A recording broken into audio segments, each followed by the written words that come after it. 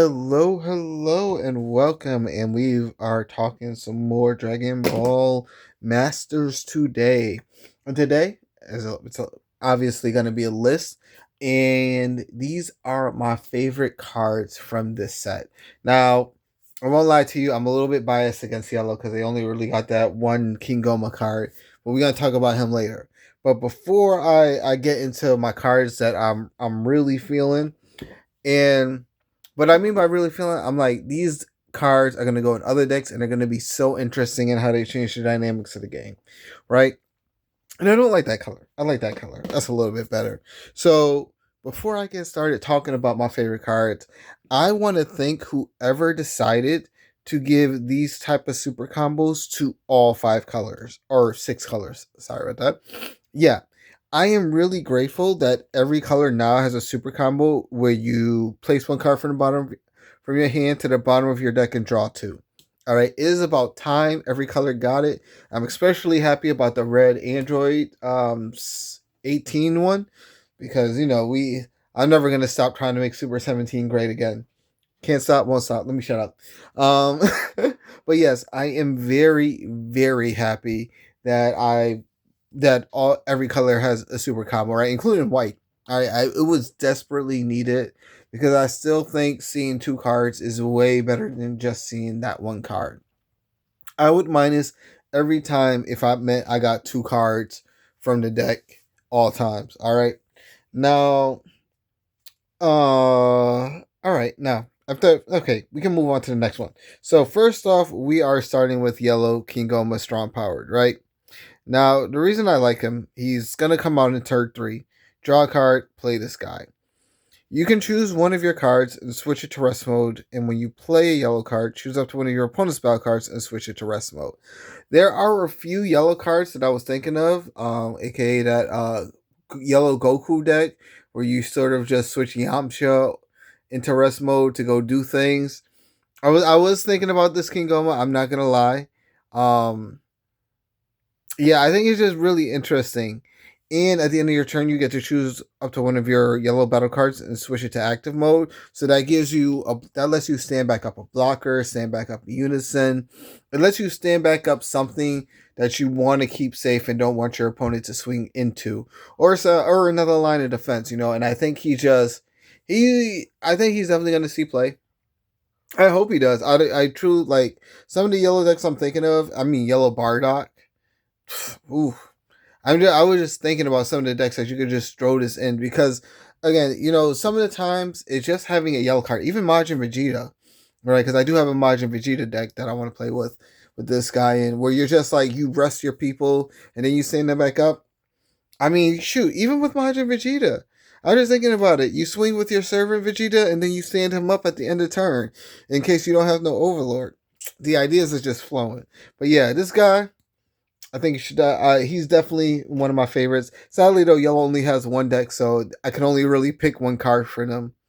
I don't know how I feel about their Evolve deck, but I'll let y'all know how that works out. Next one is our Maiden Squadron. Now, the reason I would say this is really good, all right, is because your leader has to be black or include universe in its special traits, and your opponent has 2 or more energy. Um, I'm just gonna say Red Goku U7 and Mike might drop. All right, Mike might drop. Drop my mic. Oh, you can tell this video is at like 12 in the morning. Um, yeah, yeah. All right. I know we were talking about um I noticed that came out with like the U7 team up and the U7 I mean not the U7 the U2 the U2 as well. But there are so many cards that I'm thinking of with Red Goku U7, and I'm just like, oh, because this one lets you get rid of one of your opponent's battle cards with an energy cost of 4 less, ignoring barrier. So there are a few things that this can potentially just get rid of immediately and just slice through that barrier for you. You got a 4 or lower blocker out. Now the only thing is you won't be able to get her first effect. You can still burst 2 though, and again, like I'm just thinking about it. Like if you throw it in pan and you just burst two, I'm pretty sure. Actually, hold up, is Red Vegeta U7? I don't know. I gotta check real fast because I'm pretty sure I have that. Oh my god, Red Vegeta is U7. Oh, I need to stop right now. Oh, I'm absolutely creaming my pants at all the deck ideas. Because it's just so interesting. Like if you're playing around with it, you know what I mean. There's just so many things that you can just let me shut up. All right, I'm sorry. I'm fangirling too much. So let's get to the next card, which is our Vegeta Accepted Fate. He's going to let you sort of manipulate. He's going to let you manipulate your warp pretty much. You're going to get a card back into your drop from your warp, and then you can draw one card and play this guy from your hand. He also allows you to start stacking up Z energy. He does come out on turn 3, but when he's played, you can choose up to one of your opponent's battle cards, send it to his warp. So again, he's another one that can get rid of your opponent's cards, and he can be a 25k double strike with deflect. All right, I'm just saying, Black definitely got some useful tools, and I think the biggest one is probably Son Goku Ultra Technique. All right, again, if your leader is a universe, whoops, I don't know. That's there we go. Because that should say one specified. So if your leader is a universe 7 card, you have 3 more energy. Place one card from your warp into its owner's drop. Draw one card. Play this card from your hand.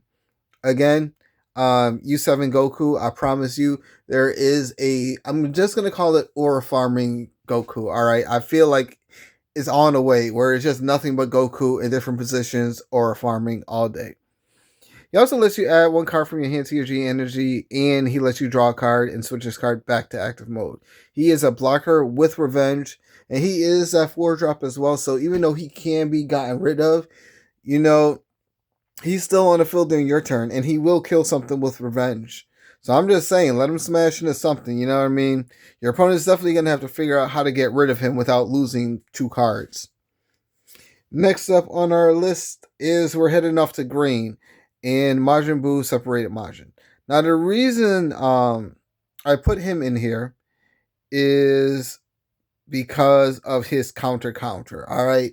Now I know the SCR does the same thing where it gets rid of a counter and whatnot, but there's this can definitely stop those pesky little 1-drop battle cards, you know, and the one that comes to mind is Defending Friends, which is almost in every blue deck.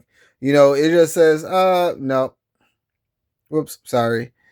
It just negates the counter skills on battle cards with energy cost of 1 and then play this card. Now, again, that is the counter skill it negates, not the auto.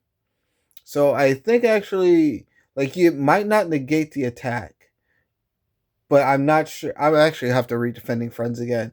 But again, it just negates the counter. So I wonder if that stops it. It doesn't stop it from being played, does it?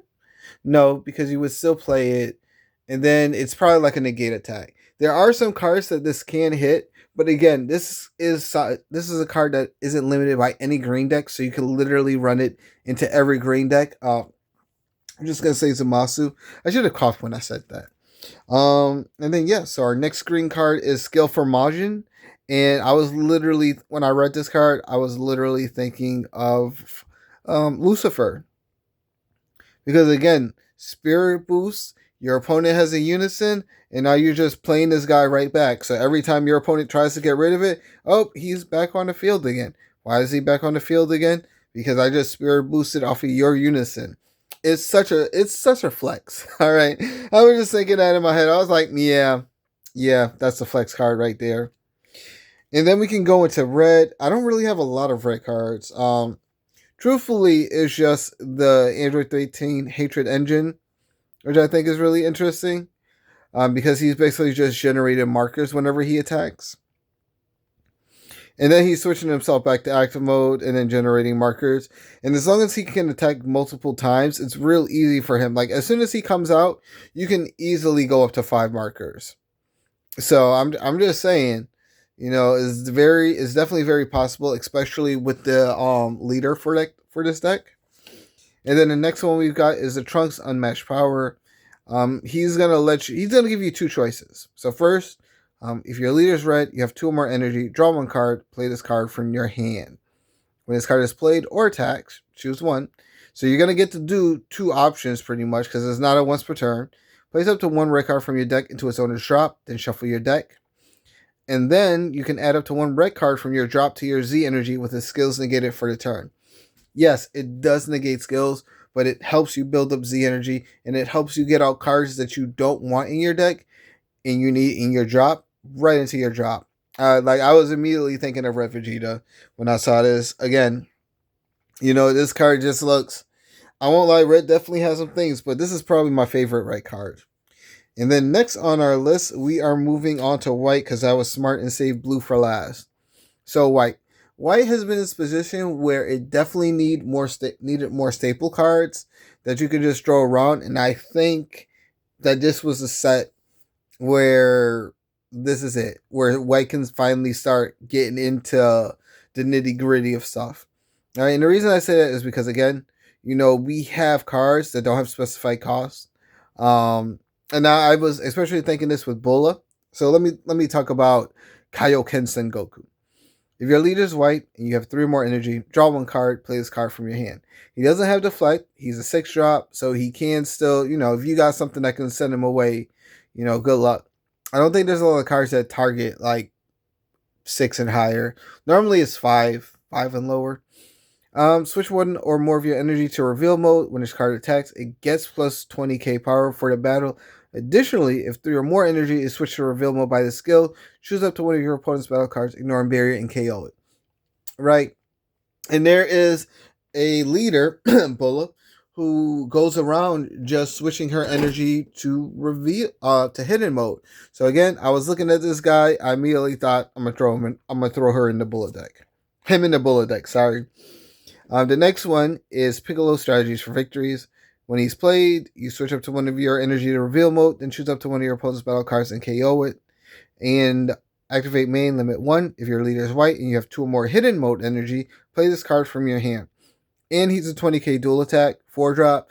Again, he doesn't have deflect, so he's not protected when he hits the board. But if he hits the board, you got a 20k dual attack that can potentially kill one card for you. All right. So again, having board removal is always good because you don't want your opponent to have too many. You don't want your opponent to have a lot of things on the field, especially because like with this type of card, there's really no. As long as it doesn't have barrier, you can pretty much pick off anything, which is great. So I think that's also cool. If it had barrier, it'd just be stupid broken. And then the next one is Son Goku Pan and Trunks Universe Odyssey. It's going to cost 2 energy. If you have 3 more energy, play this card from your hand. Then play up to 1 white battle card with the energy cost of 1 from your drop, and this card gains dual attack for the turn. When this card attacks, choose up to one of your hidden mode cards and switch it to reveal mode. Additionally, if that card is a battle card with an energy cost of 1, it gets plus 20k power for the turn. Again, Bulla. All right, I'm just saying this is gonna help you draw. You're gonna pay 2 energy, but it's gonna help you throw out Vegeta on the field. You combo with them. You throw. It's just there's a bunch of crazy things going on, and I think this is time for Bulla to shine. All right, I know this is for the Trunks deck, and Piccolo is more for anything, and the Kaioken is really for the North Kai deck, but I really feel like Bulla is the deck that ate good this time. All right, and now we're going to my favorite color, blue. And actually, no, you know what? Let's start. It's kind of funny, actually, because I do have blue cards that I like, but what I really like from this set was the Unisons. So let's talk about this guy, right? And this is a blue-white card. If your leader is blue or white, ignore the specified cost of this card in your Z deck. So 2 energy, 2 Z energy. When this card is played, choose up to one of your opponent's battle cards and switch it to hidden mode. Then switch one of your energy up to one of your energy to active mode at the end of the turn. So he's pretty much a 1-2. He is deflect, barrier, and blocker. So he is going to hit the field and he is going to stay. And he is going to stop your opponent's problem card. The only thing is, when this card is removed from a battle area or switched to hidden mode, choose up to one of your cards and all your opponent's cards and switch them to revealed mode. So again, you need to get your opponent needs to get rid of this guy, and you need to keep this guy alive if you don't want to deal with your problem. And there is a way for this guy to stop two problems. So I'm just saying, he's very welcome into the white unison deck. Because they don't really have like a lot of good Z units. I'm saying Z unisons, Z battle cards. They don't really have a good Z deck. It's not really well flushed out yet. But I think this is an absolute banger of a card in order to sort of help it out. Our next one is the Pilaf Chain Clinging to Ambitions. Now, his activate battle doesn't really bother us because, again, we don't really care about that. What really interests me is when this card is removed from a battle area by an opponent's skill or KO'd, add up to one card from the top of your deck to your energy. So he basically helps you ramp. And I'm looking at this guy and I'm thinking to myself, there are a few ways that you could go in. There is there's a few things that like I'm thinking about this guy and I'm just like I know I can get my opponent to get rid of this guy. Your opponent's not gonna want to kill him.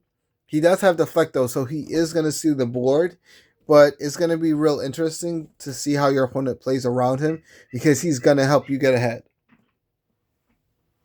All right, and then when I was looking at this card, I was thinking of Bojack, and just listen. All right, I am not good enough yet to play Bojack. All right, but there's some cards I look at and I'm like, what kind of madness could you do in a Bojack deck? Especially the Daima Goku as well, because again, you just need your opponent to want to get rid of him. Like if he had blocker, that'd be crazy, but your opponent's gonna want to get rid of a bunch of cards on your field anyway. And this is you're just gonna have a 10k that's gonna be on the field. He's gonna be attacking, and your opponent's gonna have to figure out some way to sort of stop this guy. He's not gonna do a lot, but if you don't mind comboing with him, you can get him to 15 easy. And either your opponent gives you a card, or your opponent takes a life. One of the two. Easy peasy. And then the next one, and this is a real scary card, Son Goku Adventure Partner. Right? So he is a 3-drop with 1 Z energy cost. When this card is played, choose up to one of your opponent's battle cards to place it at the bottom of its owner's deck, and then place one of your energy into its owner's drop, switch this card to active mode. And I didn't realize that last part until my friend brought it up to me, and he was like, Gamma. And I was like, oh, yeah. Oh, a lot of people are going to be mad. A lot of people are going to be very upset about this guy because he gets rid of something. He clears up your energy. You get to bring out. It's going to be madness, and I love it. All right. Never mind the regional promos that are coming out for that game. I would really like to get my hands on that cell, but that ain't going to happen yet. But yeah, just looking at these guys, I will say a lot of colors ate good. A lot of decks ate good as well, or will be eating good. And I really can't wait to see what other players come up with, because I know what I want to come up with. I really do. I'm really thinking about that Goku or Farmer deck. But if I had to rank it, I don't know. It's really hard to rank this because, like, for White, it's unfair because White doesn't really have a lot of cards. And I feel like White is the real winner from this deck, from this game, because they have a lot of board removal now, and it's not here's the thing, it's not the best board removal, but it's on its way there, you know what I mean? And again, especially with all the energy reveal and stuff, I feel like Bull is really going to be, because I know I'm making her deck. I know I've been playing with her and trying to figure out the ratios of things I want to do with her. But I just don't know which secret I want to use for her. I'm torn between, I want to use, I like the baby secret, but I don't mind the Beerus one either. Oh, excuse me, was that me? But yes, this is whoops, there we go. I think this is gonna be my list of my favorite cards. Again, I can't wait to see how things play out. Yeah, I can't wait to see. I really am interested in how people play with these, but I think these are gonna be my top 14 cards for the set. Yeah, I didn't want to include secrets because they're secrets. They're meant to be game changing, destroying things. All right. They're meant to either win you the game or end you the game. So repping secrets is weird. I didn't want to do concept rares either because I feel like concept rares are in their own little niche, if that makes sense. It's like if you have concept rares and you want to play with them, you can, but you also, they're not necessary. You know what I mean? But I will say I love the fact that it's so easy to get concept rares. Like I really do like the rarity lot of this. I like the way they did this box. I really do.